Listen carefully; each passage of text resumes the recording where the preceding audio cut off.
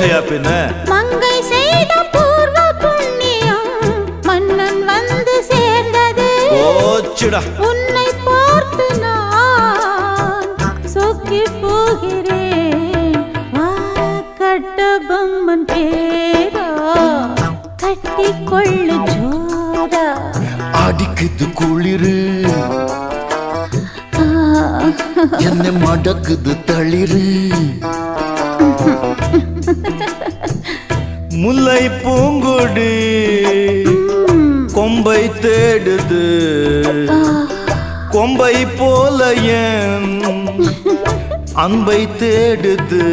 வாரே வாரே வா கட்டி தங்கமே நீ கட்டழகு ராணி கொட்டி